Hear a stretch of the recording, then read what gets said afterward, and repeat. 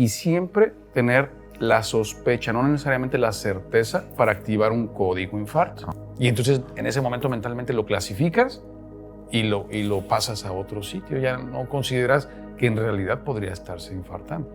Ahora sí ya no se modifican los síntomas, le toman el electro y un infarto inferior en la evolución, ya como con 4 o 5 horas de retraso. La tromboliza, reperfunde, hemorragia de tubo digestivo, ¿no? O sea, el objetivo siempre es abrir la arteria. O sea, si llega un paciente que está inestable, pues entonces el pensamiento tiene que ser exactamente lo contrario. Cualquier cosa que evite que llegue un paciente a recibir la trombolisis o la angioplastía a tiempo y que aumente la posibilidad de complicaciones en cualquiera de estas dos circunstancias, no se debe de hacer. O sea, no hay que perder el tiempo.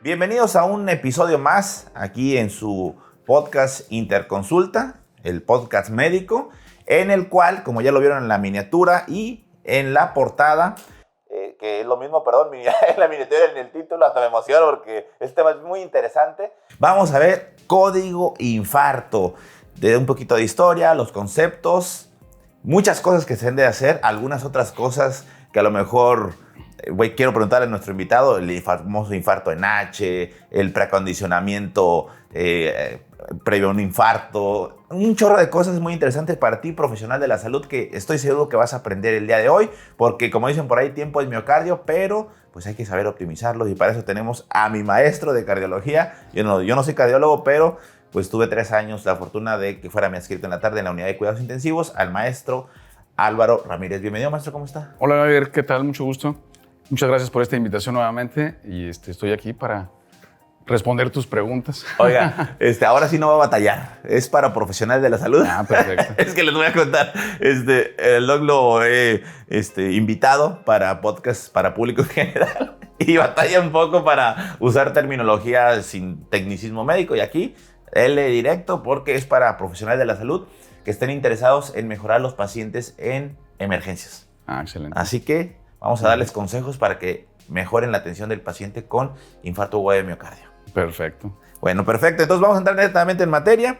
Y la primera pregunta es 3 reglas que le pondría a un médico de urgencias o a un profesional de la salud en emergencias para manejar y mejorar el pronóstico del paciente con infarto agudo de miocardio con elevación del segmento ST. Bueno, yo creo que la más importante, como tú dijiste hace un momentito, es considerar el tiempo como miocardio. Esa yo creo que es la base fundamental de todos los sistemas de salud que atienden al paciente con un síndrome coronario agudo, específicamente el infarto agudo del miocardio. Todo se centra en los tiempos de atención. Entonces, el número 1 sería acortar a como dé lugar los tiempos. ¿Para qué? Para tener un electrocardiograma en menos de 10 minutos y siempre tener la sospecha, no necesariamente la certeza, para activar un código infarto. Okay. Esas me parecen a mí las 3 más importantes.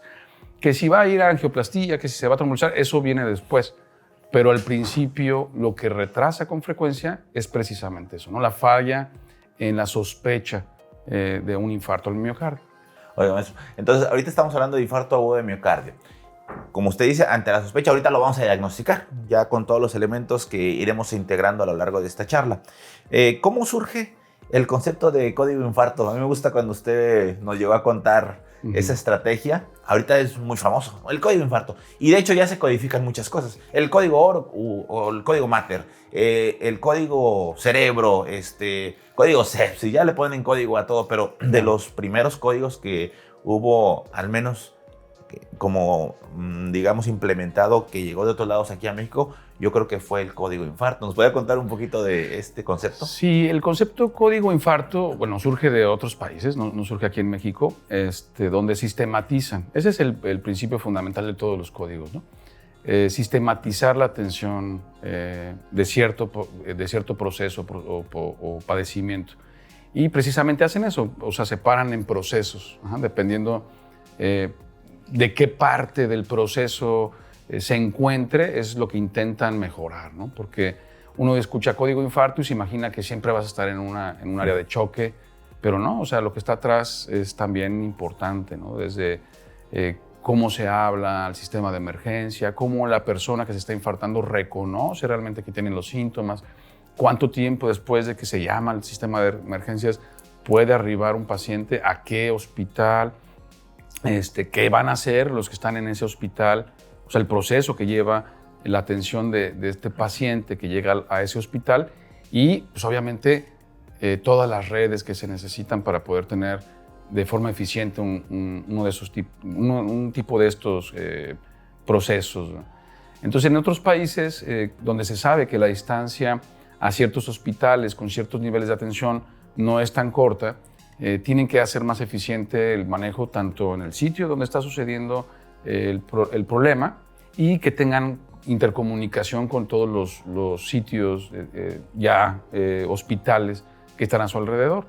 Y de acuerdo a eso van tomando decisiones. O sea, desde la persona que llega en primer contacto tiene que saber qué está pasando para saber si le conviene más ir al hospital que está en 30 minutos o al que está 2 horas o el que está 3 horas, ¿no? Entonces, esto no nada más sucede en países de economía emergente, por decirlo así, sino que sucede en países de primer mundo, porque no todos tienen un hospital tan cerca donde puedan hacerle una angioplastía en el caso del código infarto.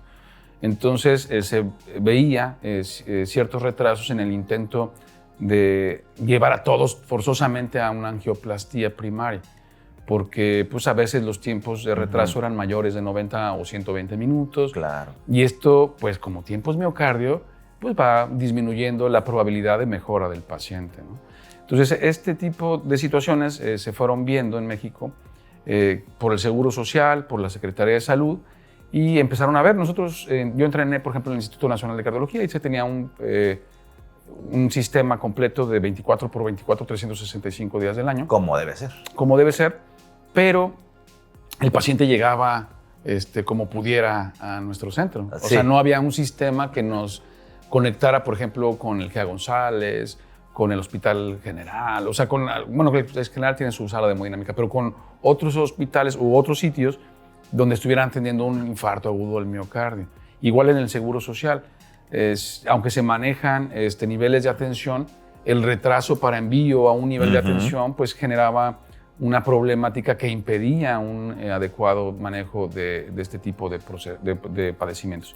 Entonces, lo que hizo el Seguro Social es establecer como un sistema, como un proceso completo, que no fue fácil. Digo, yo no estuve ahí, estuve viendo desde afuera lo que hacían también en el Instituto Nacional de Cardiología con los sistemas de salud, y pues trabajaron muchísimo, ¿verdad? Desde el reconocimiento de los síntomas, la forma en que se pone en una aplicación ciertos datos del paciente para poder saber exactamente lo que se va a hacer, cuánto tiempo quedan en distancia de cada hospital donde se está manejando el paciente una sala con capacidad de angioplastía, si en el momento que está sucediendo tienen la capacidad para recibirlo. Entonces son muchísimas cosas que pueden limitar esta atención en tiempos, ¿no? Entonces vieron que era imposible llevar a todos a angioplastía primaria y lo que se ha tratado de hacer, no necesariamente solamente en el Seguro Social, sino más bien en la Secretaría de Salud, donde se dieron cuenta que es muy difícil llevar a todos a angioplastía primaria, es tratar de combinar, ¿no? Como tiempos de miocardio, bueno, ya nos hemos dado cuenta a lo largo de los años que abrir la arteria como sea, entre más temprano sea, va a ser mejor, ¿verdad? Si tú no logras estar en una sala de hemodinámica, pero te pudieron poner un medicamento, un fibrinolítico para hacer los coágulos, o trombolizar al paciente, y tuviste éxito y te llevan después a terminar el trabajo en una sala de angioplastía, pues entonces acortaste el tiempo en lugar de estar esperando a que te pudieran recibir en una sala de hemodinámica. Entonces se estableció esto como un código infarto. Y pues es un trabajo que debe ser muy difícil. Lamentablemente, pues no en todas partes de la República se tiene esta capacidad. Entonces en la Secretaría de Salud nada más lo hicieron en la Ciudad de México y alrededores, algunas ciudades alrededor de la Ciudad de México. Y en el Seguro Social sí tienen un sistema nacional de código infarto. Entonces, seguramente no siempre funciona, pero funciona bastante bien. O sea, hay una diferencia abismal, porque hay estudios del Seguro Social de muy buena calidad, de qué pasaba antes del código infarto y qué pasa ahora después del código infarto, ¿no? O sea, aquí en México teníamos una de las mortalidades más altas de todos los países. Entonces teníamos más del 26% de mortalidad o 25% de mortalidad en pacientes con infarto agudo del miocardio. Y esto no se había podido modificar. Después del código infarto, específicamente en el seguro, esta mortalidad bajó, pero de forma impresionante, creo que a menos del 10%. Entonces, obviamente la implementación de este tipo de códigos ayuda bastante en la mortalidad de los pacientes y regresarlos, obviamente, a una vida convencional, porque ese es el objetivo. Exactamente. ¿No? Eso, exactamente. Ese es el objetivo. O sea, que no solamente sobrevivan, sino de que sobrevivan muy funcionales las personas. No es lo mismo que tú estés atendiendo o abordando un paciente en Kili-Piquimbal 1 a un Kili-Piquimbal 3 o a un Kili-Piquimbal 4, que es edema pulmonar o choque cardiogénico ya, obviamente, en esas dos etapas, porque obviamente vas a tener ya tejido miocárdico más dañado y a lo mejor sobreviven, pero ¿con qué capacidad funcional? ¿Con qué limitaciones para movilizarse? ¿Con qué fármacos? Que los fármacos les traen efectos adversos. Entonces yo creo que eso que dice usted es bien importante, o sea, eficientizar los tiempos. Yo creo que en cualquier patología crítica es importante. Lo malo es que aquí luego el corazón, pues, no es un accidente, no un politrauma que activen el código, no, si llega con dolor o disconfort torácico y a veces puede pasar desapercibido. Y usted dice algo así, ahí está el código que no siempre pues funciona. Bueno, ahí está muchas veces la infraestructura y muchas veces nos quejamos de que, no, es que no hay esto, no hay lo otro, pero cuando sí lo hay y el que falla es uno, ahí también luego no nos andamos gritando los cuatro vientos. Como profesional de la salud también podemos tener luego ciertos errores, la verdad, que pueden ahora sí que afectar la sobrevida de nuestros pacientes, mortalidad. Y sí, yo me acuerdo que cuando hacía las revisiones más a profundidad de esto, me acuerdo que era el STEM for Life. En Europa así le llamaban el STEM for Life, el STEM por la vida. Y decían, no, hombre, pues cuando en México pues no es que todos van a llegar a una ICP primaria. No, o sea, pero esa estrategia que han dado aquí en México yo creo que pues está bastante bien y todos deberíamos de conocerlo. Y otra cosa que mencionaba, a veces es más fácil un traslado de primario, o sea, de ambulancia, Cruz Roja, el que sea, de fuera adentro del hospital, que entre un hospital a otro. Sí, definitivamente. No, me acuerdo mucho que una vez estaba en el Magdalena de Salinas, yo estaba rotando, es un hospital de traumatología acá en México, de traumatología y ortopedia, y atiende a los pacientes politraumas ahí en la Ciudad de México. Y uno de los albañiles que estaba ahí trabajando, o sea, no un trauma, sino un albañil tal cual estaba remodelando un área, comienza con dolor torácico, así tal cual. Y pues ahí se encargan los traumatólogos del área de urgencias, ¿no? Y, no, ¿qué le está pasando? Alcohol, dolor torácico opresivo. Pues llévenlo a choque. Y en choque los que lo atienden son intensivistas por interna, por anestesio, por urgencias, etcétera. Ya lo reciben. No, pues toma un electro, un infarto anteroseptal, me acuerdo muy bien. Pues traigan trombolítico, no había aspirina, no había clopidogrel, ticagrelor, aspirina, enoxaparina, no había estatina, no había nada más. Y pues llévatelo al Hospital Juárez, me acuerdo. Yo creo que tardaron más buscando la estrategia de llevárselo, porque la ambulancia, hay que llevarlo a otro hospital. No, pero es que pues nosotros no tenemos esa capacidad, la ambulancia, y el paciente está grave. No sé cómo lo hicieron, creo que contrataron o consiguieron una ambulancia de Cruz Roja, de emergencia como tal, que fueron los que se la llevaron al hospital. O sea, se hizo un borlote para el traslado a otro hospital. Dije, hubiera sido más fácil que directamente le hablaron al 911 de la ambulancia de urgencias que se le llevara al otro hospital. Sí, definitivamente. Si no tienes algo en un sistema ya hecho, hacerlo en el momento que está sucediendo es imposible prácticamente, ¿no? Sí, como usted lo dice, o sea, hay que tener ya el protocolo previsto, o sea, como para todos, como cuando tienes a tu pareja o a un familiar o a una amiga, etcétera, embarazada. Ya ve que los ginecólogos les plantean yo no sabía, ¿verdad? Hasta que hace poquito platiqué con una ginecóloga, ella les plantea todas las posibilidades. Si van a una fiesta, vean en la fiesta, en qué hospital cercano, esto, lo otro, está todo. Mi teléfono, si no contesto yo, el otro teléfono para emergencias, si no busque tienen todo, bueno, al menos mi amiga así es como los protocoliza. Sí, pues sí, está bien eso. Interesante. Así deberíamos nosotros en nuestra mente decir, estoy en urgencia, ¿qué pasa si llega esto? ¿Qué pasa si llega este código? Para poder entonces, como usted dice, acortar los tiempos y pues darle un mejor pronóstico a nuestros pacientes. Ahora, siguiente pregunta, esta es un poquito, pues a lo mejor dura para nuestro gremio. Y usted suéltela, no pasa absolutamente nada. Aquí estamos en confianza. Error frecuente que usted ha percibido desde su experiencia y a lo mejor pues, la evidencia que existe disponible, que retrasa la activación de este código infarto, pues ya netamente si quiere dirigido a emergencias. Porque esto, pues obviamente, como usted lo está dejando entrever, puede ser desde prehospital, pero en emergencias. Claro. Bueno, una de las principales es, por ejemplo, esperar biomarcadores. ¿No? Tienes al paciente con una clínica que a lo mejor es característica, tiene un electro, y para justificarte necesitas esperar la troponina, ¿no? Aunque sea a pie de cama, ¿no? Pero estás esperando el apellido o necesitas a fuerza el biomarcador para completar tu concepto mental de infarto. Creo que es una de las principales causas de retraso. Otra también súper importante es que no sospechas en casos donde el dolor no es novelesco, ¿verdad? Sí. Donde la molestia no es una opresión precordial que se irradia a cuello y a mandíbula y que es tan florida así como la pasan en las novelas. Entonces, tienes un paciente que se queja de cierta molestia del diafragma para arriba, incluyendo espalda, y tienes un electro que a lo mejor te causa cierta duda en el momento en que lo estás viendo, no tiene la molestia y el electro no sale tan anormal. Y entonces en ese momento mentalmente lo clasificas y lo pasas a otro sitio. Ya no consideras que en realidad podría estarse infartando. Otra también frecuente es esperar al especialista, al subespecialista, al cardiólogo.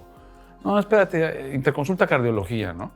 Y el cardiólogo está en la consulta o pasando visita en piso, ¿sí? Y el urgenciólogo está con el paciente y está esperando que alguien le diga, no, si tiene un infarto, trombolízalo, ¿no? Yo creo que eso es uno de los principales también causas de retraso en emergencias. Sin pisar callos ni decir nombres, ¿tiene algún caso así que recuerde que usted diga, no, llegamos y no le habían trombolizado porque no tenían troponinas o algo por el estilo que usted... Sí, me tocó, por ejemplo, un caso donde el paciente llegó con manifestaciones no tan características, un electro que de verdad sí dejaba algo de duda, pero ya tenía ciertas alteraciones, ya tenía cierta elevación del segmento ST, a lo mejor no cumplía con todos los criterios, ¿no? Y que el paciente llegó, no sé, al tiempo cero, le hacen el electro, todo esto en menos de 10 minutos, lo clasifican como no cardiovascular, lo pasan a cama, a una cama, se estaba en choque, lo pasan a cama. Obviamente sacan los biomarcadores. Positivos. No, de repente el paciente como a la hora y media empieza otra vez con esa molestia, ese disconfort o esa molestia no característica. Le toman el electro y una superelevación del segmento ST. Y entonces, vaya, no estaba perdido, pero hubo un retraso como de 1 hora y media, ¿no? Claro. Por falla en la sospecha. Con el primer electro ya se veía algo. Con el primer electro, yo creo que te obligas, y la sospecha, a estar viendo que no puedes pasar al paciente a otro sitio donde no puedas estarlo viendo cada 15 minutos, cada 20 minutos, incluso con electros seriados, ¿no? Porque a veces el primer electro no tiene las manifestaciones eléctricas, porque pues, a lo mejor el paciente hizo un cierre arterial y luego abrió el flujo arterial. En el momento que tú lo estás viendo, tiene abierto el flujo arterial, luego otra vez cierra y ahí sí ya se queda cerrado. Sí. Entonces, a veces el primer electro no siempre da la pauta del tratamiento. Sí, claro, claro. Sí, de hecho, por ahí han metido un concepto extra de lesión miocárdica aguda, inclusive pacientes que elevan biomarcadores, que hacen cambios en electrocardiogramas dinámicos, y luego los biomarcadores no tienen la cinética y le han como que atribuido, porque al final de cuentas, si estamos diciendo que es de las principales causas de fallecimiento a nivel mundial y tiene disconfort o molestias torácicas o cualquier angina o equivalente, pues ya, o sea, yo creo que es lo principal que debemos descartar. Primero pensar en lo más grave y que puede llegar a condicionar el fallecimiento del paciente y luego ya descartar otras cosas. Sí, a veces, yo creo que está excelente esto del código infarto, pero no sé si te acuerdas que platicábamos que a veces clasificar así de específico infarto, porque tiene que tener elevación del segmento ST, evita que tú también pongas atención en otros síndromes coronarios, por ejemplo, un síndrome coronario sin elevación del segmento ST de alto riesgo, que tiene un pronóstico parecido al infarto agudo del miocardio, pero como no tiene elevación del segmento ST, bueno, como que pues Sí. ya no tiene elevación del segmento ST, ¿no? Entonces pasa esto, ¿no? Este paciente, pues o sea, por definición operacional, pues no tenía elevación del segmento ST, ¿no? Es como si te preguntan, ¿cómo lo clasificarías?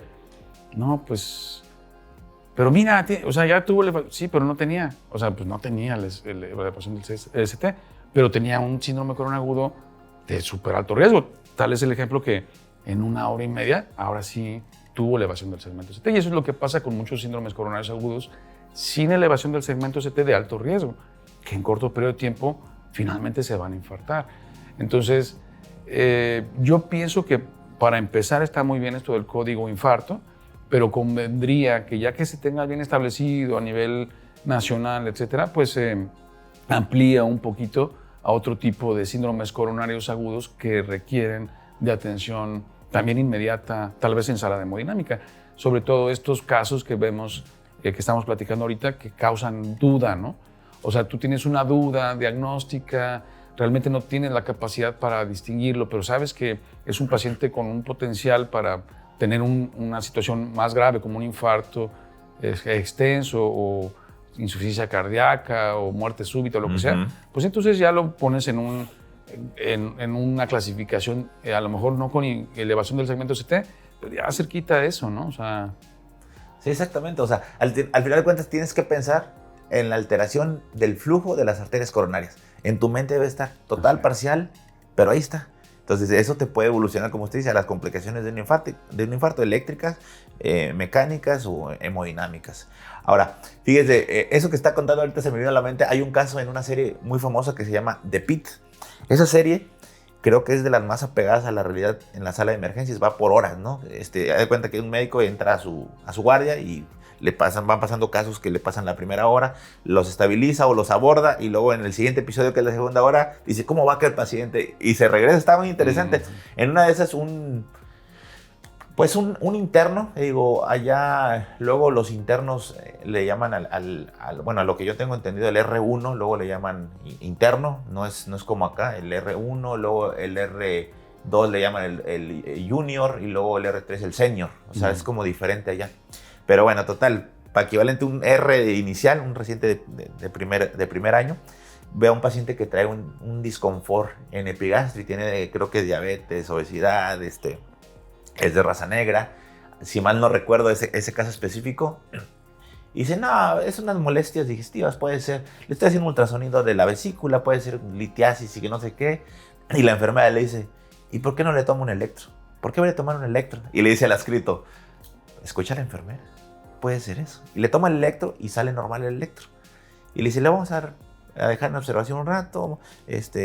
Le prescribió ahí creo que para el cólico vesicular o para dispepsia, no me acuerdo. Total, que el paciente les hace muerte súbita. Entonces dijo, pero si los biomarcadores estaban negativos, el electro no había cambios. Volvemos a lo mismo, o sea, los pacientes pueden tener una angina inestable y ahí pues evolucionar a muerte súbita. Muchas veces dejamos de lado las anginas inestables o los infartos sin elevación del ST, que lo único que nos va a marcar la pauta es pues la elevación de las troponías en su momento, o sea, que tardan 4 a 6 horas en elevarse. Y nosotros en ese lapso, pues nos confiamos. Así es. Como no tiene el ST elevado. Así es. Esto es bien interesante. Digo, los que no hayan visto esa serie y sean profesionales de la salud, la verdad creo que es muy recomendable porque hay otros casos donde sí llega el disconfort torácico, opresivo, irradiado al brazo izquierdo, mandíbula, así lo clásico del libro, y le tomo un electro y se ve en el electro y yo, a ver, el ST así anteroceptal bien bonito. Y yo dije, no manches, o sea, de verdad que es sumamente realista esa serie y me gustó mucho en ese aspecto. Ahora, eso nos lleva a la siguiente pregunta, que está también muy interesante.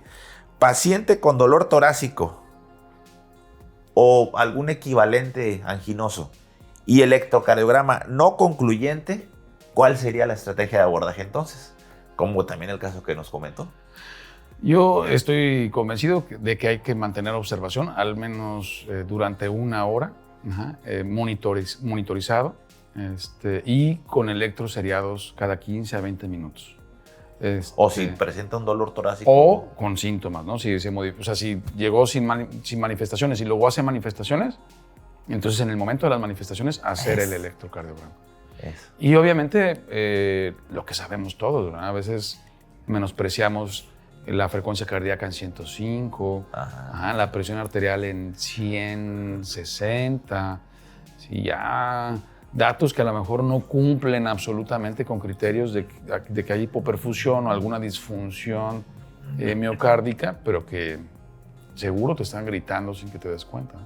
Sí, hay que poner atención en estos pacientes. Es bien frecuente que los pacientes que tienen estas molestias acudan a sitios porque también ellos minimizan donde no tienen la capacidad para distinguir. Es más, a veces no tienen ni siquiera un electro.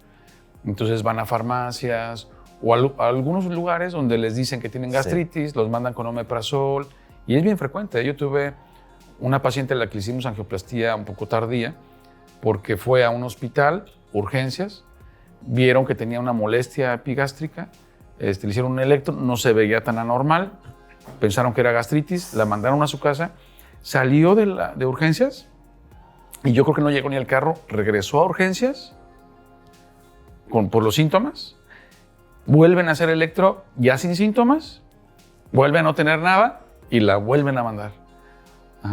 Tercera vez, bueno, ya llega a su casa, se avienta ahí aguantándose la gastritis 1 hora y media, 2 horas.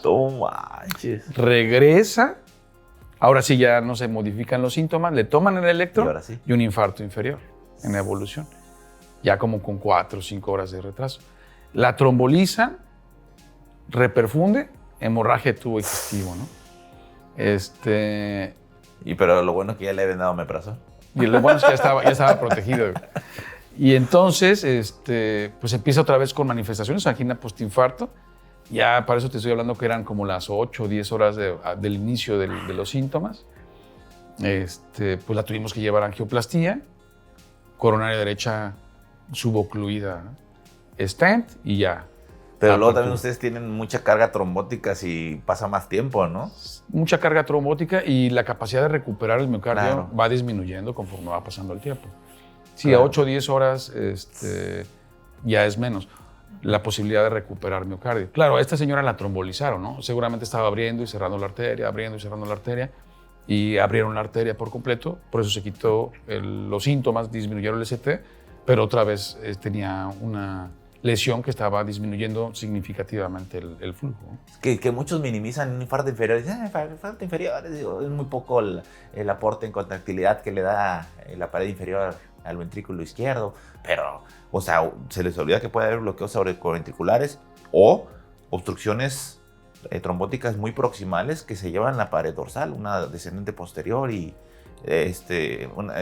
unas posterobasales, perdón, y que ahí también la pared posterior o dorsal que no existe, que Santa Claus dicen es de los Reyes Magos, pero que pues en la práctica sí existe, ¿no? O sea, ¿o qué opinas? Sí, no, además, por ejemplo, un paciente con un infarto inferior no está seguro que esa sea la única lesión que tiene, ¿no? Exactamente. Es un paciente que a lo mejor ya tuvo un infarto anterior hace 5 años o que ya tiene lesiones también del 70% en la DA o en la circunfleja, pues entonces el paciente no viene virgencito nada más a cierre oclusivo de una arteria.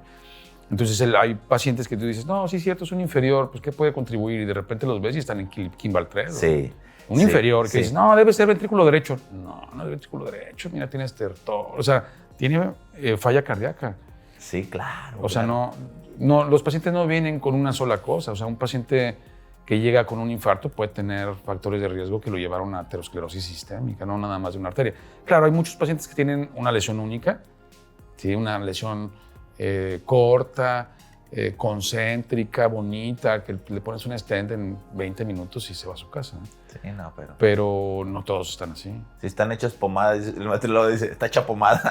Si está hecha pomada una, pues posiblemente las otras también. Sí, hay pacientes que entras y ves la anatomía coronaria y está, o sea, casi imposible, ¿no? de tratar. Sí, me acuerdo una vez, cuando estaba yo de residente en terapia intensiva, el doctor era adscrito en las tardes, digo, es internista completo, no lo presenté, pero pues ahí aparecieron todos sus especialidades. Es internista completo, cardiólogo intervencionista y maestro en investigación.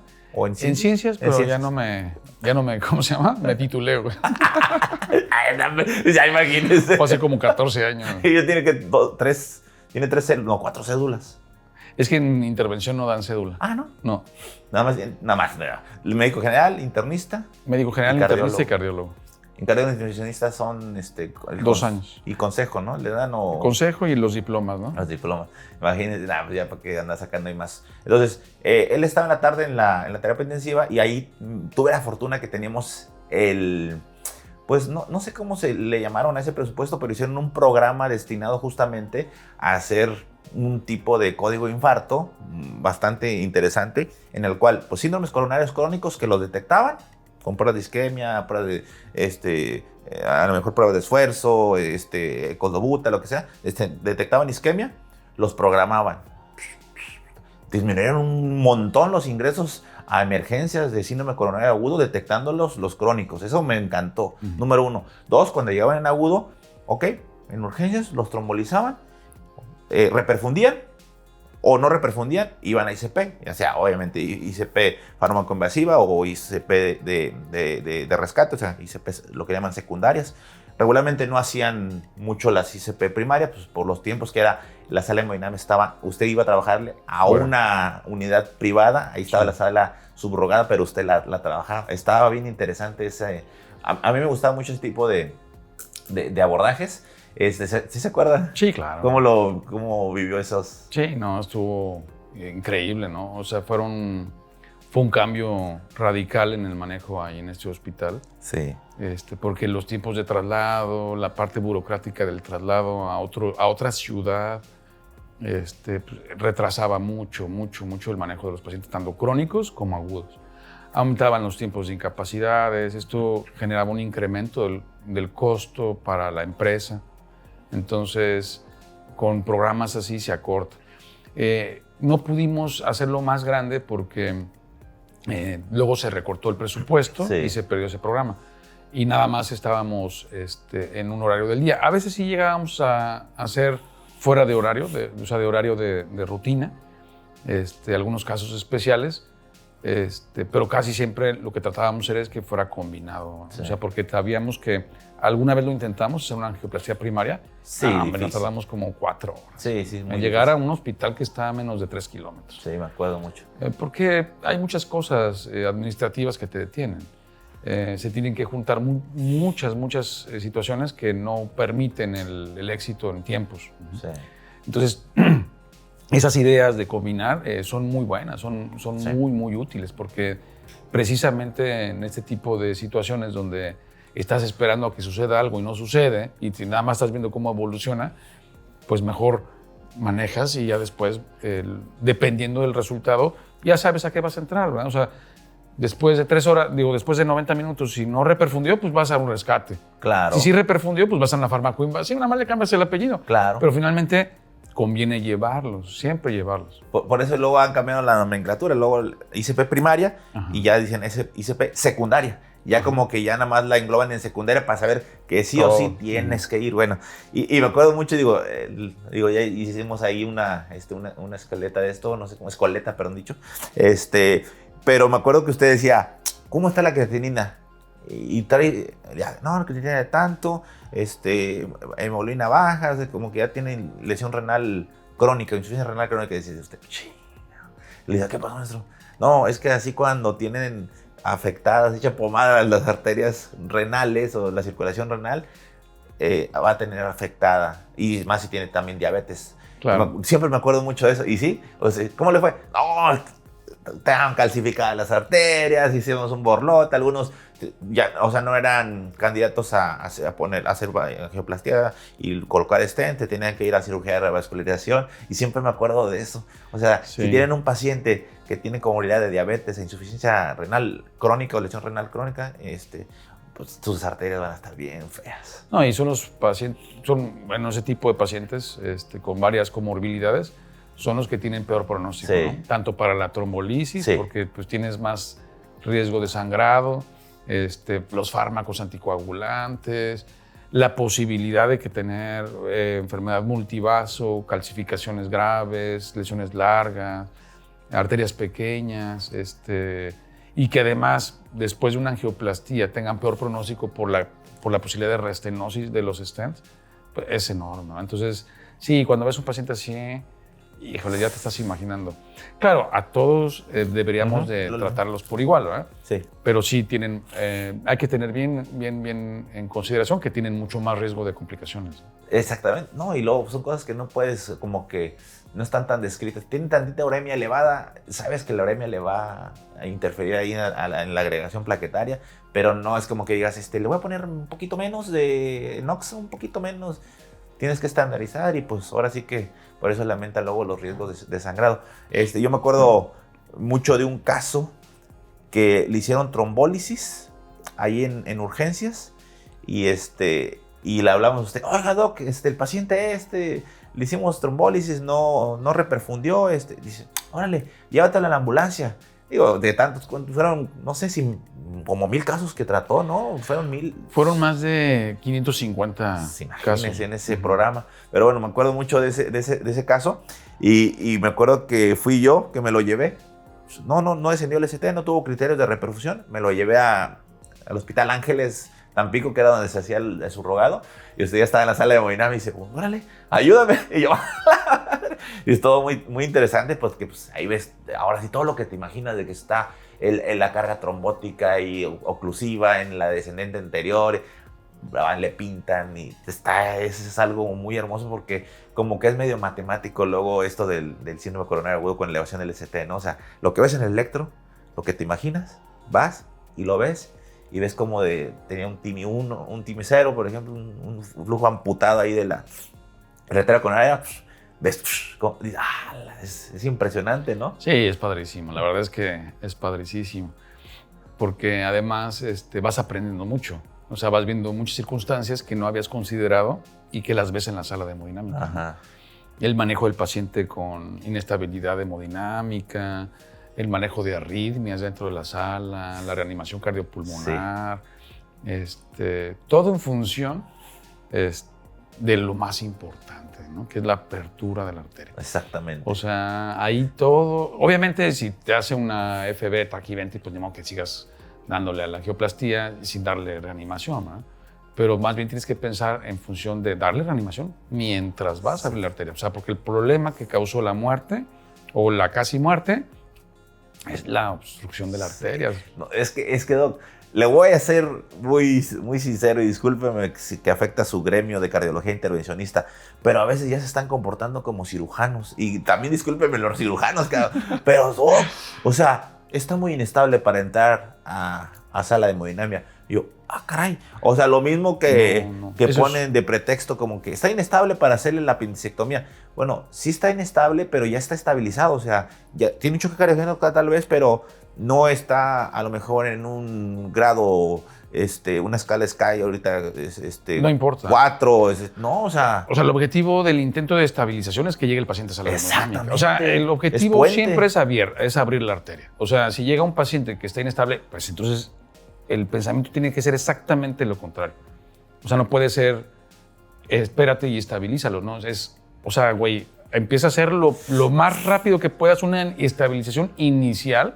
Y en sala puedes hacer muchas cosas, y claro, si estás bien preparado para que te ayude a hacer el procedimiento mientras estabilizan al paciente. O sea, el objetivo es abrir la arteria. O sea, si el paciente está inestable, tiene más necesidad de hacerlo más pronto, porque si no el paciente se va a morir. Si no abres la arteria, se va a morir. No te va a dar tiempo de estabilizarlo nunca en la vida. O sea, un síndrome coronario agudo y el infarto agudo del miocardio con elevación del segmento ST anterior extenso, con choque cardiogénico, sin angioplastía, o sea, sin apertura del vaso, tiene una mortalidad mayor del 90%. Exactamente. Entonces, ¿a qué le juegas? Si vas a lo mejor tienes una mortalidad del 30, 50%, pero ya tienes la posibilidad, al menos, de salvar varias vidas, ¿no? A ver, la mortalidad es consecuencia, sí, de la temporalidad médica que tenemos, y de las intervenciones que se realicen. Porque muchos dicen, el choque cardiogénico, ¿cómo ha bajado la mortalidad? De un 80 o 90% ahora puede ser una mortalidad de un 30, 40% o menos. Sí, pero cuando se hacen las cosas, no es que, bueno, ahora me confío un poquito más porque pues yo sé que la mortalidad ha disminuido. Es consecuencia de nuestras acciones. Sí, es que claro. inclusive me ha tocado decir eso, no, la mortalidad es baja. Sí, pero si tienes esta situación que usted comenta, un infarto anterior extenso con inestabilidad, ya con requerimiento de soporte hemodinámico, pues si no le abres esa arteria, su mortalidad sí va a ser la de antes. Así es. Es lo que muchos no comprenden. Ahora, digo, ya me enojé. Es que me acordé de un caso, pero bueno, pero híjole, ¿qué le puedo decir? ¿Qué le puedo decir? Ahora, ahorita vamos a llegar un poquito más a lo que es la sala de hemodinamia. De hecho, me gustaría hacer un programa especial de lo que es abordaje de complicaciones durante la sala de hemodinamia, porque ese es diferente el abordaje, es diferente, tiene sus consideraciones. Pero bueno, sigamos con las preguntas que traemos acá. Cuando le llaman por un código infarto, usted como cardiólogo intervencionista, un médico de urgencias, ya pues viendo que necesita tener identificado un paciente con angina o angor, o equivalente, ¿verdad? Lo clásico, o una manifestación diferente, sobre todo si tiene diabetes, si tiene alguna insuficiencia renal agregada, que pueden manifestar diferentes ahí sus molestias. Ya tienen un electro, en este caso sí, con un ST elevado. No esperan troponinas, llega con 1 a 2 horas de tiempo de isquemia. Obviamente las troponinas van a ser negativas en ese momento, después se elevarán. No me interesa, ya hemos identificado un paciente. ¿Usted qué es lo que le gustaría que le digan rápidamente cuando llega? Si me explico, yo soy Eder Zamarrón, médico en urgencias, ya tengo esto y usted llega. Quiero que me digas esto rápido. ¿Cuál es lo mínimo necesario para que usted pueda actuar? Para mí creo que son varias cosas, ¿no? Tiempo de inicio, electro actual, o sea, del momento, lo más reciente. Sí. Situación clínica, frecuencia, presión arterial, Kimball. Ajá. Y depende, ¿no? Si me están hablando, o sea, yo nunca he estado en un código infarto, o sea, pero si, por ejemplo, me están hablando de ébano, ¿en cuánto tiempo el paciente puede ser trasladado? Y contraindicaciones para trombolisis. Ya.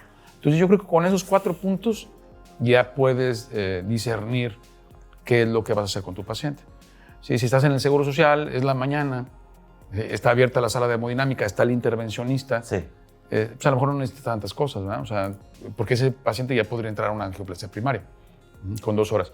Pero si tú ya ves que está el intervencionista poniendo una válvula protésica percutánea, se va a tardar más de 90 minutos y el paciente tiene menos de 2 horas, híjoles, le va mejor con trombolisis y después angioplastia. Bueno. O sea, ahí los tiempos, como comentamos desde el principio, son súper importantes. Y la situación actual, ¿verdad? O sea, si un paciente está en Kimball 4, o sea, un choque cardiogénico, como tú acabas de decir, ahí una estrategia farmacoinvasiva no sería tan útil. O sea, la probabilidad que le ayudes en algo, retrasándolo de una sala de angioplastia, o sea, que tenga complicaciones es muy alta. Entonces, ese paciente, si está fuera de tiempo para llegar a una sala de hemodinámica, tiene un pronóstico muy malo. De acuerdo. Claro, ¿qué haría yo? Pues bueno, ni modo trombolizarlo, ¿no? Sí. Ni modo, pero esas son, yo creo que las cosas que más me interesarían saber. A veces tienes el tiempo de inicio, que fue hace 10 horas. El electro ya prácticamente no tiene ya elevación del segmento ST. Si el paciente tiene 80 años, el Kimball 1, tiene insuficiencia renal crónica terminal en hemodiálisis, está estable hemodinámicamente. Dices, híjoles, está a más de 2 horas o 3 horas de la sala de hemodinámica. Dices, híjoles, convendrá realmente trombolizarlo a 8 o 10 horas del inicio.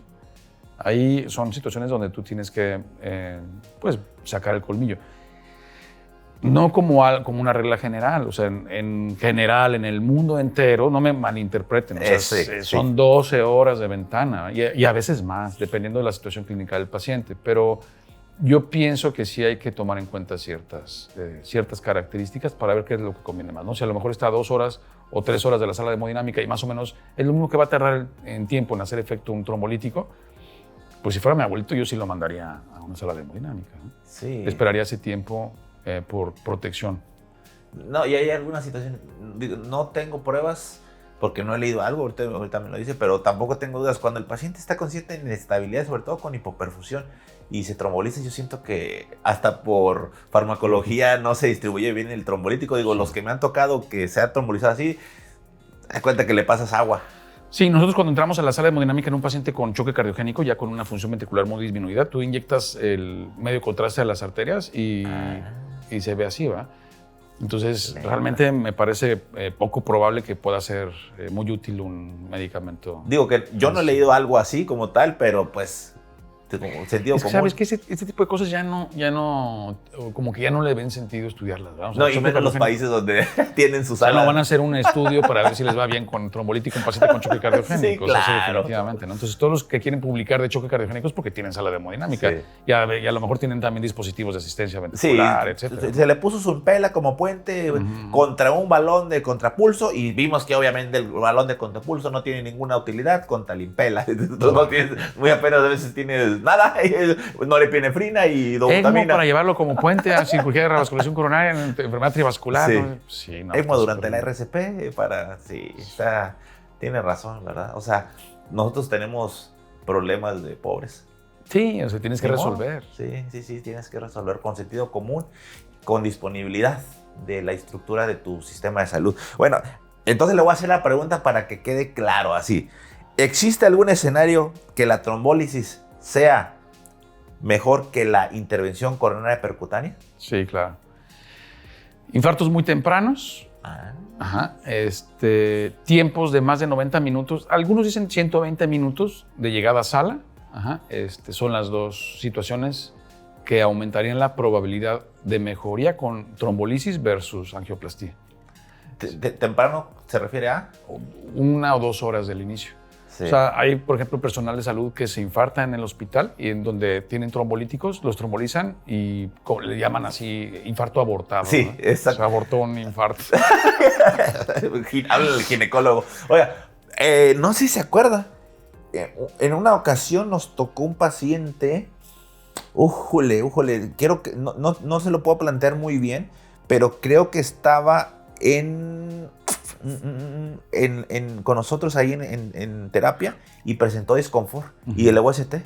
Lo trombolizamos y de hecho no presentó elevación de biomarcadores, descendió el ST y los decían, no, o sea, los otros escritos, no, ¿cómo crees? No, y es que lo trombolizamos y de verdad que se le quitó el disconfort torácico. Estaba por otra cosa, no me acuerdo si estaba por un proceso de sepsis o algo así. Sí, me acuerdo. Y usted dijo, no, sí. Usted llegó y dijo, sí, claro. O sea, es un infarto abortado, no dio tiempo a que le daba biomarcadores porque como se abrió rápido la arteria, en la primera hora tiene el mismo tasa de éxito. Claro, como quiera es conveniente ir a una sala de hemodinámica para evitar retrombosis, ¿verdad? Así es. Pero... Por ejemplo, en ese caso, aún teniendo el programa de angioplastía... Imagínese.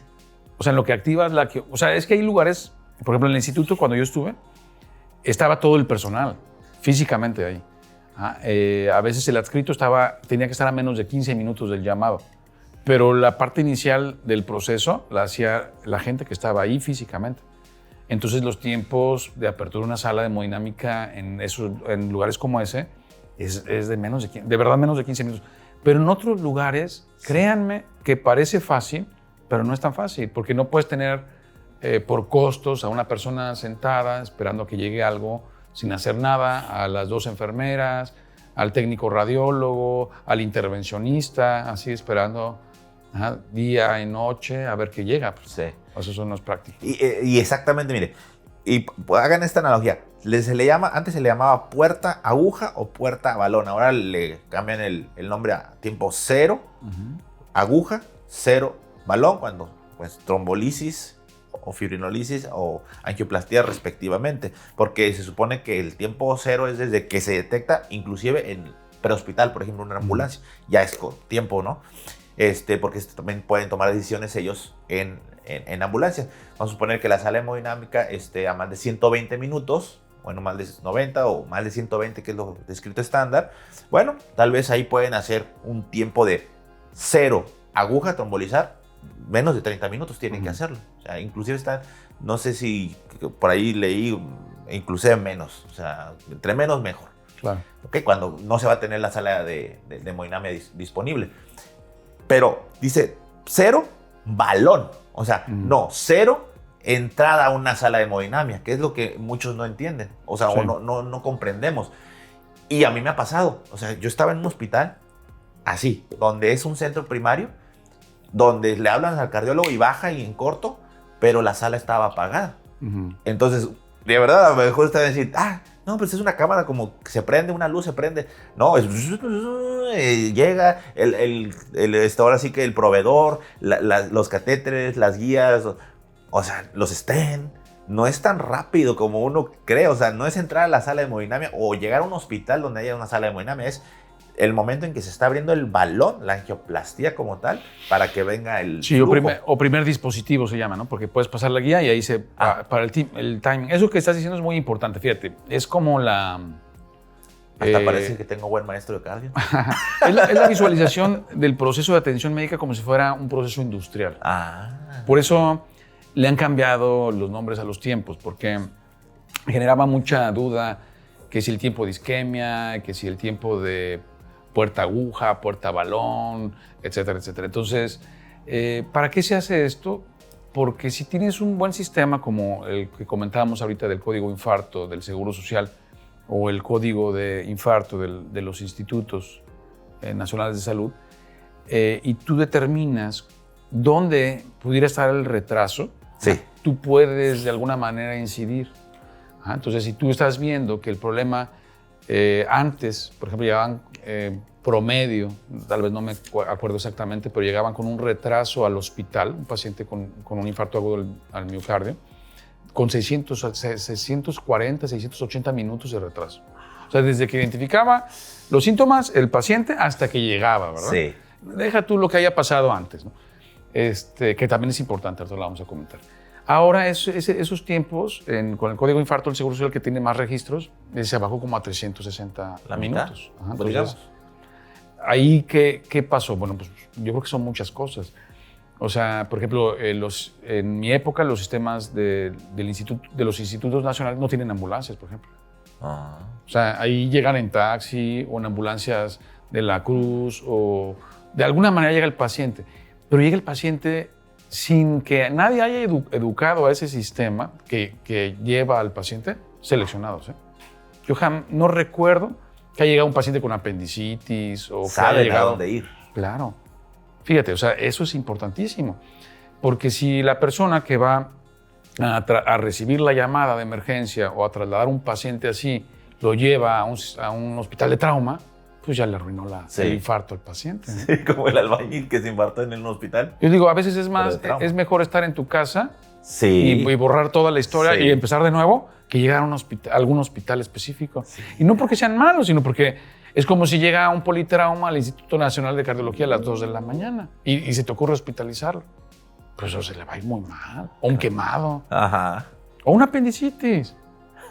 O sea, es que son re buenos ahí, pero ¿cómo no pudieron salvar una apendicitis? Pues no, esos hospitales no están diseñados. Pues bueno, el punto es este. Los tiempos y la forma de incidir como procesos. Si se considera el tiempo puerta-balón al primer dispositivo que pasa por las arterias. En cuanto a los 90 y 120 minutos, yo hice la aclaración porque el código infarto de los institutos prefirió poner 90 minutos en lugar de los 120 minutos que está considerado internacionalmente, para evitar retrasos para la farmacoinvasiva. Sí. Considerando específicamente la farmacoinvasiva, porque en teoría empezaron también, yo me acuerdo en mi época, no, pues que no hay lugar y pues el paciente a ver qué hace, ¿verdad? Y te hablaban de otro, no, pues la verdad es que estaba lleno en unidad coronaria y pues no, pues es que no hay lugar. Ahora, desde el código infarto entiendo, no estoy seguro porque no trabajo ahí ahorita, es que el dicho es siempre hay lugar para un infarto. Claro. Ajá. No, que estamos llenos. Tiene un infarto con elevación del segmento estético, ya se trombolizó. Va para allá, güey. O sea, no, espérame, que va para allá y avisa. No, sí, está bien. Okay. Claro, porque es más fácil a lo mejor mover a un paciente en una unidad de cuidados coronarios a piso. O ese paciente de hace angioplastía y lo pones en un área central, en un área de cuidados intermedios. Pero ya está en un lugar donde pueden atenderlo. Es como lo ilógico que decían antes. Es un evento vascular cerebral isquémico, está en tiempo y forma, pero no hay neurocirujano ni hay unidad de cuidado intensivo. No se tromboliza. No, O sea, ya después se verá. Acá igual, pues tienes que llegar a sala para hacer la angioplastía. Está muy, muy interesante todo eso. Y sí, de hecho, inclusive a veces dice, llegas el paciente con síndrome coronario agudo con elevación del ST a un centro primario, inclusive dice, lo ideal es en menos de 90 o inclusive en las guías europeas, si mal no recuerdo, menos de 60 minutos. Así es. Así te lo dice. Llegas a un lugar donde no hay sala de hemodinamia, ok, es probable que esté entrando y pasar primer dispositivo en menos de 120, sí, o idealmente en menos de 90, ok, mándalo. Si no, pues trombolízalo y luego ya ves, ok, ¿se abrió la arteria? Sí. Puedes esperar, algunos marcan 2, 3 horas y 24 horas para una ICP fármaco-invasiva, o no, bueno, pues ni modo, la juegas con el riesgo de sangrado, hace una angioplastía de rescate, ICP de rescate, que son las secundarias, por eso ya le dijeron secundarias, para que sí o sí, después de la trombolisis, sí, vaya. Sí, en Europa, por ejemplo,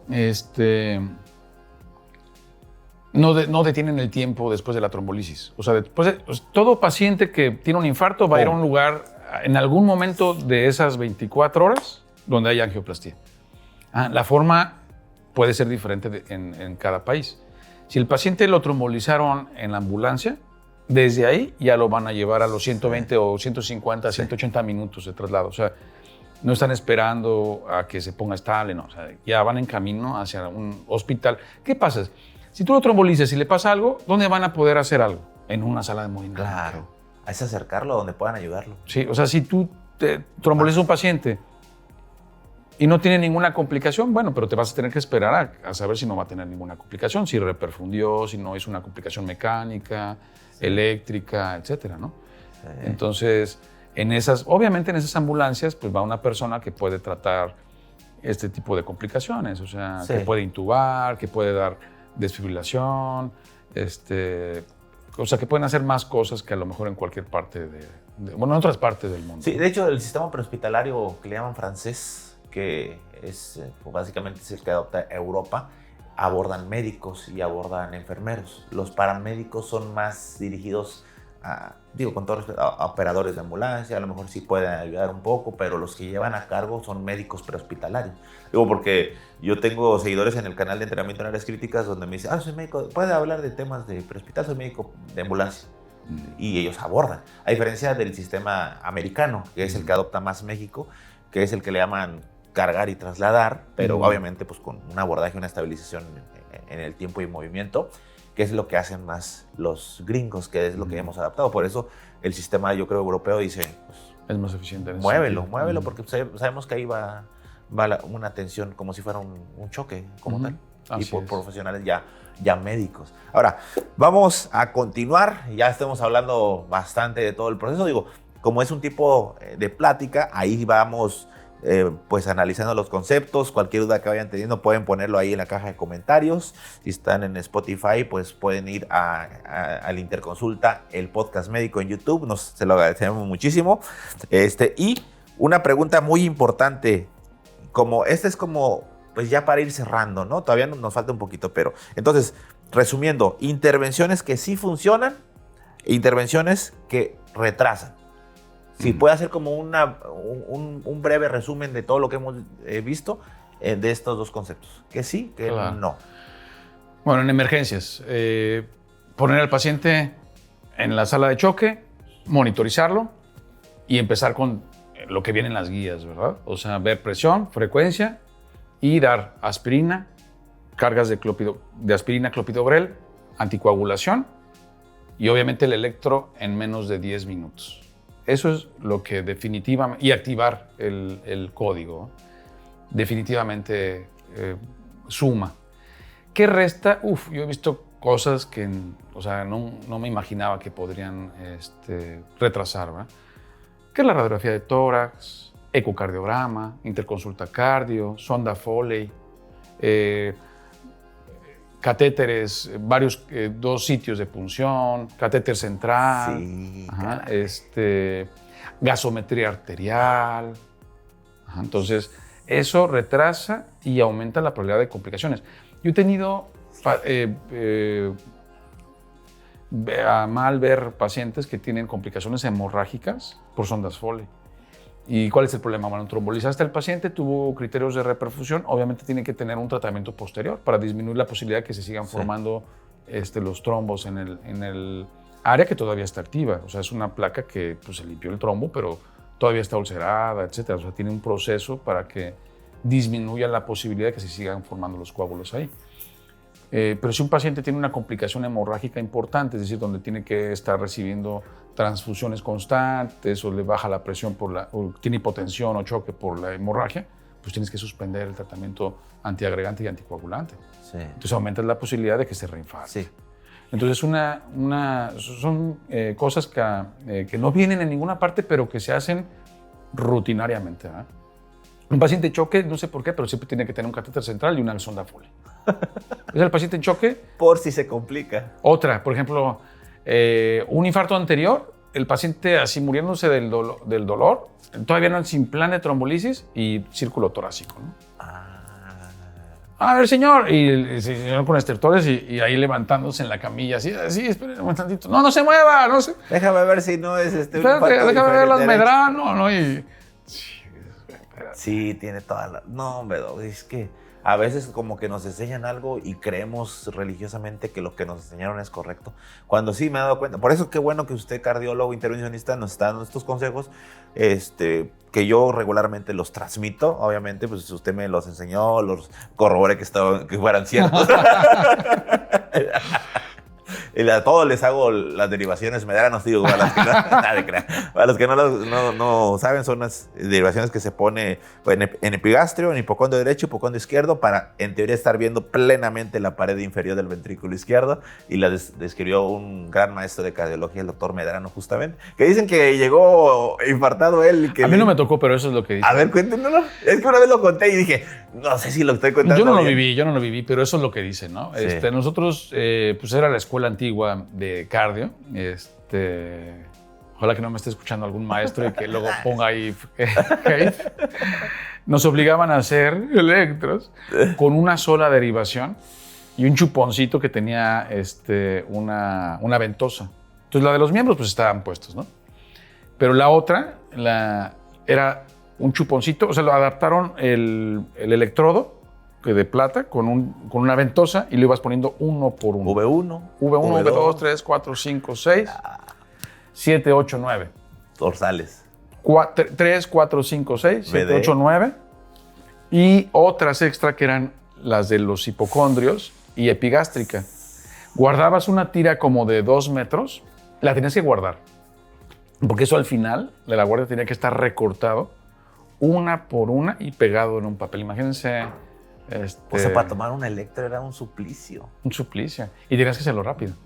Entonces dicen que llegó el maestro Medrano, que era un maestro de la fue un maestro de la electrocardiografía mexicana muy, muy afamado, y que contribuyó muchísimo junto con Sodi Pallares, etc.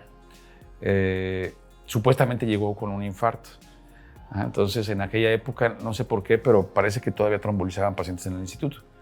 Entonces dicen que llega, no, me estoy infartando, a ver el electro. Entonces ya empiezan a ver la elevación, el maestro se asoma al electro y dice, sí, me estoy infartando, ya trombolícenme. Y después, espérame, doctor, hágase, ¿qué están haciendo? No, el círculo torácico y las derivaciones Medrano. Sus derivaciones. Digo, para empezar, esas no se llaman así, ¿qué les puso así? No pierdan su tiempo. Claro. Entonces, no pierdan su tiempo. Ese es el mensaje más importante, no perder el tiempo. O sea, cualquier cosa que evite que llegue un paciente a recibir la trombolisis o la angioplastía a tiempo y que aumente la posibilidad de complicaciones en cualquiera de estas dos circunstancias, no se debe de hacer. O sea, no hay que perder el tiempo. Sí. Digo, no quiero ahorita como que profundizar demasiado, a lo mejor en dosis ni nada de esto, pero si nos podría dar como ya para ir cerrando, una guía de, pues una vez que el paciente llega, en este caso específicamente vamos a decir un infarto o miocardio con elevación del ST, ya lo tenemos diagnosticado, o sea, ya tenemos SST elevado en alguna de las derivaciones o grupos de derivaciones, 2 o más contiguas que integren ya cierta pared afectada.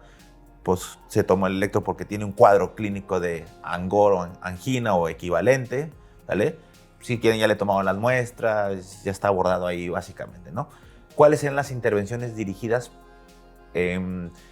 para manejar a ese paciente y a lo mejor, estrategias o fármacos coadyuvantes que deberían de hacer en emergencias? ¿Sí me explico? Sí. Desde empezando, a lo mejor yo aquí quiero hacer como que aclaración o aterrizar eso. Desde el reposo absoluto que debe tener un paciente. No sé si me explique, porque a veces hasta eso lo minimizamos. A ver, siéntese aquí. Si está infartado, ya no se mueva. O sea, del reposo absoluto, ahora sí, como que la guía de todos nuestros compañeros que deben hacer. El paciente tiene que llegar a una camilla, tiene que ponerse monitor, porque acuérdense que la principal causa de muerte son arritmias. Tiene que estar monitorizado desde el momento en que se está sospechando.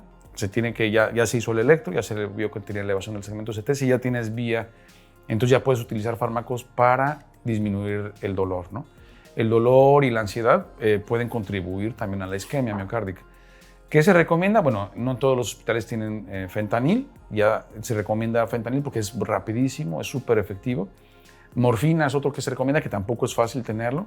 Y si no, pues bueno, a la vieja conocida regional, que es la buprenorfina. Que está 20 minutos en hacer efecto. Sí, ese es un problema. Sí, la verdad es un problema. No, y exactamente, o sea, de hecho hay estudios donde dicen que pues, los opioides pueden intervenir con la antiagregación plaquetaria, sobre todo de los inhibidores de los receptores P2 y E12, pero pues, al final de cuentas pues, tienes que calmarle el dolor. O sea, muchos dicen que pues, pone paracetamol. Pues, sí, pero no estoy diciendo que esté mal poner un paracetamol, pero pues, esas molestias son sí, ¿no? muy importantes, ¿no? Sí, no.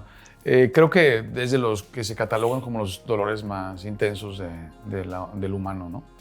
Entonces, sí, un paracetamol, además que tarda en hacer su efecto, no creo que sea lo más efectivo. Tienes que ver cuánto tiene de presión, de saturación de oxígeno, de frecuencia, de saturación de oxígeno. Ver si en realidad necesita oxígeno, porque también automáticamente choque es oxígeno, ¿no? Área de choque es puntas nasales. Y ahí, si ya tienes el electro, pues entonces empezar con coadyuvantes. Mientras vas preparando, bueno, el escenario, ¿no? Si ya decidiste que puedes trombolizarlo y luego enviarlo, entonces ya tienes que estar pensando en trombolisis. Enoxaparina, dosis intravenosa, la subcutánea, carga de aspirina y en general para trombolisis, clopidogrel. Claro. Para trombolisis. Prasugrel y ticagrelor, solamente en caso de que tengas sala de hemodinámica y que pienses que el paciente pudiera llegar a necesitar cirugía de revascularización coronaria. ¿Por qué? Porque no necesitan tanto tiempo para hacer su efecto como el clopidogrel. De los inhibidores P2 y E12, el pues más malito es el clopidogrel, por eso necesita dosis de carga muy altas y la respuesta es muy variable entre personas, porque tiene un paso intestinal antes de la transformación al fármaco activo. Prasugrel y ticagrelor no, esa es la ventaja, ¿no? Entonces, tú, dependiendo de la dosis de carga que des, es el tiempo de acción de cada fármaco. Eso es algo que se ve en farmacología desde mucho tiempo antes y con nada más estos fármacos. 300 miligramos se considera que ya para las 4 horas empieza a tener efecto útil antiagregante plaquetario. Incluso hubo protocolos con 600 miligramos. O hasta 900. O hasta 900. Pero, sobre todo cuando van entre más carga, pues porque van a ir a ICP, pero que no tengas ticagrelor o prasugrel, ¿no? Así es.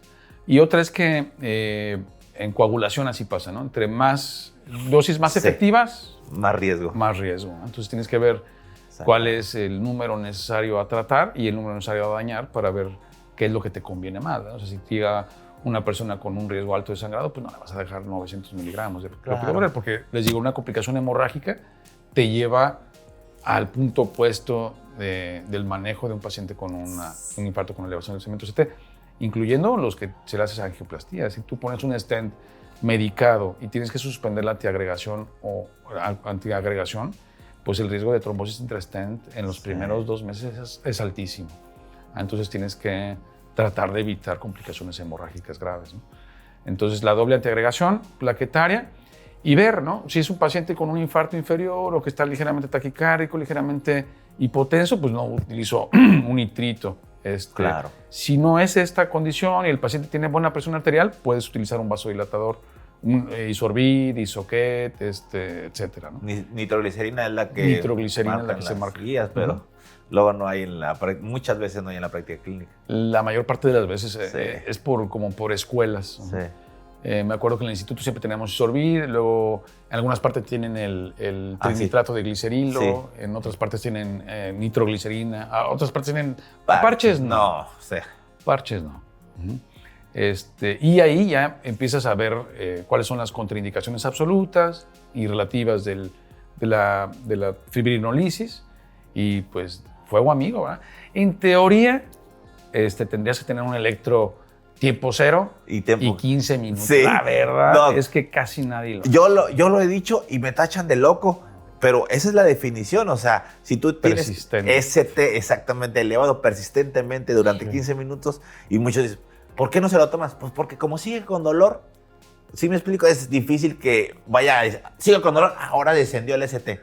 No, o sea, pero así operacionalmente desde las primeras guías es donde se marca. Claro. Hay muchas cosas que ya se han perdido, pero que ahí están, o sea, y como o sea, las sociedades europeas y americanas así están descritas. Si no dicen que ya no se usa algo, que ya perdió su definición, sigue estando vigente. Así es. Pero sí, yo también he dicho eso y dices, ¿cómo que?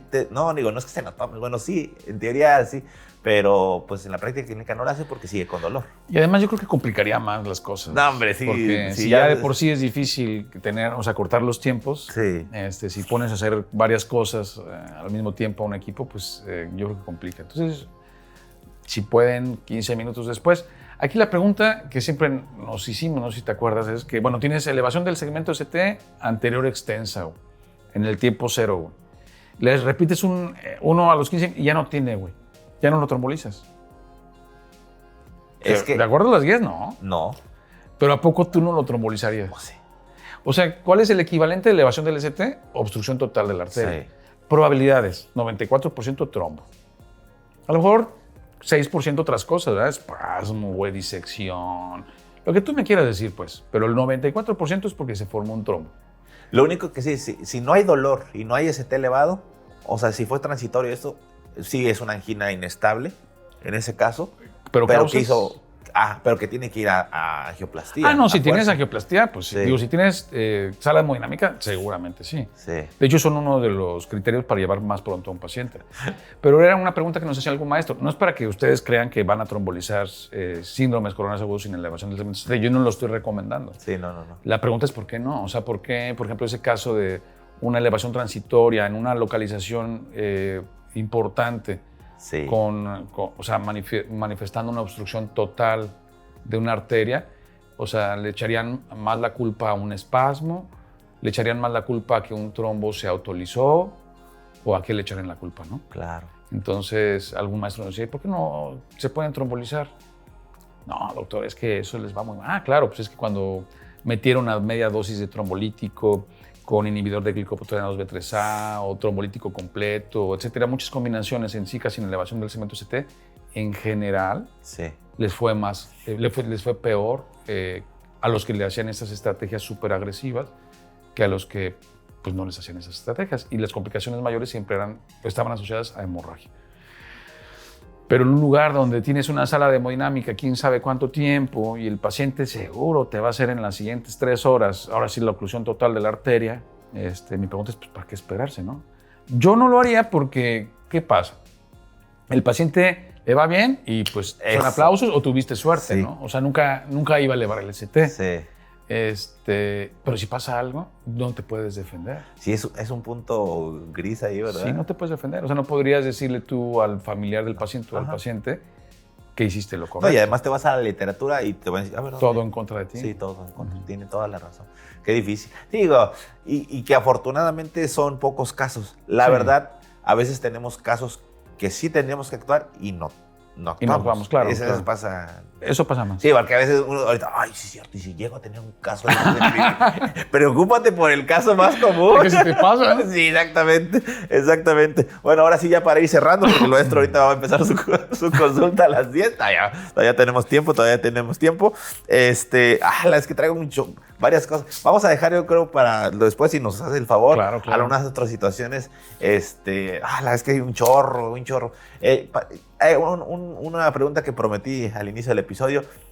¿Qué es el preacondicionamiento en infarto agudo de miocardio? Bueno, el preacondicionamiento es una situación fisiológica que sucede no nada más en el corazón, sino en diferentes partes del cuerpo. Cuando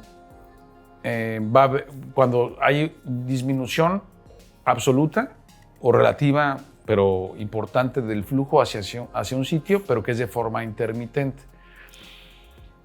En las obstrucciones de la circulación, el daño que se provoca, obviamente, el primario es por ausencia de flujo. Pero cuando se logra restaurar el flujo en diferentes partes del cuerpo, también hay un daño porque aumenta el flujo rápidamente y se modifica mucho el metabolismo intracelular. Sí. Empiezan a haber muchos cambios que ahorita no los podría recordar todos, pero aumenta mucho los influjos de calcio mitocondrial o endoplasmáticos, y esa reperfusión también puede generar un daño. El preacondicionamiento sería como tratar de limitar el daño por esa apertura del flujo de forma rápida. Entonces, esta teoría pues, se tiene desde hace muchos años, y lo que inicialmente se intentó hacer con diferentes órganos, específicamente en el corazón, porque eso también sucede en los pulmones, en el cerebro. En las extremidades. En los síndromes de aplastamiento. Aplastamiento, exactamente. Es tratar de disminuir ese daño, ¿no? Se han intentado pues, medicamentos y otras cosas más locas como mecánicas, ¿no? Antes de que hubiera la posibilidad de poner stents, pues inflaban un globito, desinflaban. En las arterias coronarias, inflaban, desinflaban. Y después de un cierto proceso, que se consideraba que ya se había activado pues, las vías del óxido nítrico y otras vías que podrían ayudar a disminuir el daño por reperfusión, entonces ya abrían completamente el flujo de las arterias. Esto se ha tratado de hacer a distancia, ¿no? En teoría, el funcionamiento del endotelio no es específico de ciertos sitios. Yo sí tengo ciertas reservas en ese sentido, pero en teoría es sistémico. Y si tú tienes, por ejemplo, ciertas alteraciones metabólicas o de sustancias en un sitio por la función endotelial, esto se manifiesta sistémicamente. Entonces la idea era, bueno, pues para qué inflar en las arterias del corazón, porque está del nabo, porque no creo que muchos comités de ética te permitan hacerlo todavía. Claro. Entonces se pensó en hacerlo a distancia. ¿Qué significaría eso? Utilizar otra arteria, ¿no? En este caso, la braquial. Hay una forma de medir la función endotelial que utiliza ese principio. Si yo mido la función endotelial en la arteria braquial, en teoría yo podría ver si hay alguna disfunción endotelial sistémica. Por ejemplo, hace... que serán 15, 18 o 20 años, precisamente mi primer tema para maestría en ciencias fue función endotelial, la modificación de la función endotelial en pacientes con artritis reumatoide, para disminuir el riesgo cardiovascular. Se consideraba que los pacientes con artritis reumatoide tenían un equivalente a factores de riesgo cardiovascular elevado, ¿no? Porque la muerte ya por la enfermedad difícilmente sucedía, pero ahora sucedía por síndromes coronarios, ¿no? O cardiopatía isquémica. Entonces, detectar pacientes que tenían disfunción endotelial te podría permitir identificar quienes ya tenían en teoría cierta alteración en las arterias del corazón sin que las manifiesten clínicamente aún. Entonces, una forma de incidir sería, por ejemplo, usando estatinas a dosis altas. En aquella ocasión había otro protocolo que era con pioglitazona para lúpicas. Y la forma de medir la función endotelial era diferente, ¿no? Una era con PET, que era la de lúpico, esos a mí no me tocaron. Entonces hay una forma de medir la función endotelial con PET, con algunos estudios, por ejemplo, mano fría, etcétera, pero es a distancia. No es tan a distancia, esa sí es en el corazón, ¿no? Ahí sí se medía la función endotelial de las coronarias. Y otra que es a distancia, que es la que me tocó a mí, era medir la función endotelial pero subrogada, es decir, no en las arterias coronarias, sino ahora en la arteria braquial. Entonces se hacen mediciones del diámetro y de los flujos de la arteria braquial con el brazo en reposo y luego insuflaciones. Claro. Y luego con algún donador de óxido nítrico, por ejemplo, un Isorbit sublingual. Entonces se evalúa y dependiendo de ciertas características consideras que sí hay disfunción endotelial y eso lo subrogas a las arterias del corazón. Entonces, estas ideas de subrogar en sitios donde pues, no vas a causar daño, llevaron a la idea de que tal vez apretando, o sea, activando el endotelio a distancia podría ayudar a disminuir las complicaciones relacionadas a los infartos. En el instituto hicieron un protocolo de estos con la angioplastía, 2009, 2010. No vieron grandes diferencias. Hay muchas limitaciones, obviamente. Y entonces nosotros lo intentamos replicar con trombolisis. Todavía no hemos logrado tener una buena captura de pacientes, pero en teoría, pues eso no perjudicaría a una persona. O sea, le vas a insuflar el manguito, tal vez 20 milímetros de mercurio más arriba de su presión sistólica, dejarla 5 minutos, descansar 5 minutos, 5 minutos, ¿no? Por 60 a 90 minutos. Se supone que eso haría entonces que pues, esa modificación del tono de las arterias, en este caso del brazo braquial, pues que pues, liberen ciertas sustancias para que cuando se abra la otra arteria no se tenga daño. No se tenga daño. Por reperfusión. Por reperfusión, exactamente. Que el daño por reperfusión puede provocar, por ejemplo, rupturas, etcétera, ¿no? Sí. Sí, está interesante. Sí, yo me acuerdo cuando me lo contó el doctor, y decía, está bien loco. Lo único, pues, que no, digo, que tiene que ser con protocolos diseñados, claro. ya en ensayos clínicos, y que, pues, no interfieran, obviamente, con lo que está demostrado que mejora la reperfusión. Claro. De acuerdo. Pues, bueno, maestro, pues, hasta aquí hemos llegado a en este episodio. ¿Cómo se la pasó? Muy bien, muy bien. Ahora sí ya no batalló hablando. Ahora sí como pez en el lago. Claro. A ver si luego vamos uno de abordaje del síndrome coronario sin elevación del ST. Ah, claro. Que yo creo que también es interesante. Y después uno de infarto complicado, que también eso me gustaría. O claro, síndrome coronario complicado. Mecánica, eléctrica y pues hemodinámica, mecánica, hemodinámicamente. Mensaje final ya nada más para despedirnos. Acuérdense, procesos, tiempos y procesos. Ajá. Entonces, ¿dónde estamos nosotros y dónde podemos incidir nosotros, ¿no? O sea, nosotros a lo mejor no podemos incidir en la llamada de emergencia, etcétera. Pero lo que tengamos nosotros hay que tratar de hacer que se disminuyan los tiempos. Cosa que debería hacerse y que se ha hecho en los sistemas estos de códigos, timing. En cardio era timing, todo es timing. Y había gente que al principio se molestaban, oye, ¿por qué me están vigilando? ¿Qué pex, no? Si no se tienen tiempos, no puedes saber dónde está sucediendo el retraso y no puedes mejorar. Entonces no se sientan mal. O sea, poner en urgencias, a lo mejor no me acuerdo.